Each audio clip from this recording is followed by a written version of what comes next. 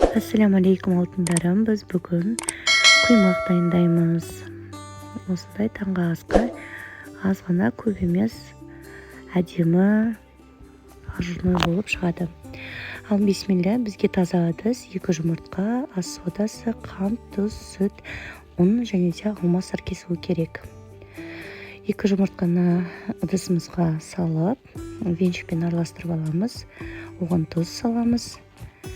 Және де қантты 2-3 бөлікке бөліп салсақ болады. Қантты еру керек.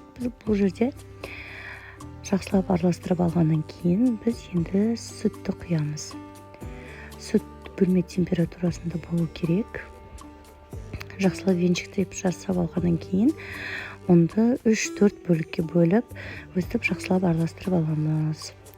Ұнымыз түйіршік болмау керек. Жақсылап араластырғаннан кейін біз жаңағы ас сода бізде 1 қасықтай болады. Ас содасына сірке суын құйып, жаңағы сірке суын құямыз да, өстіп кішкене жарты қасықтай саламыз. Өстіп көпіршік дейді.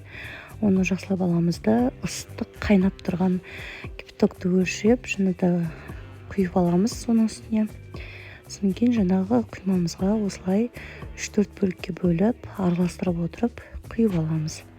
Сосын бізге керегі сұйық май. Сұйық майды ұмытып кетіппін ғой айтуда.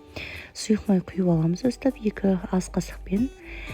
Енді табамызды газға қойып ысытамыз. Және де өстіп ысыған табамызды бір ғана майлаймыз. Бір рет қана майлап аламыз жақсылап.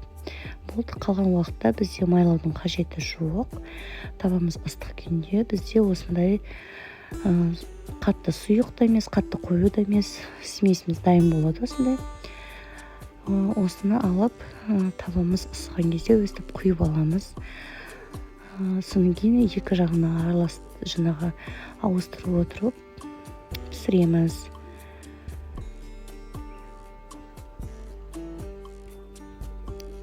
Өстіп жақсылап 2-3 жаңағы неге құйып алу арқылы,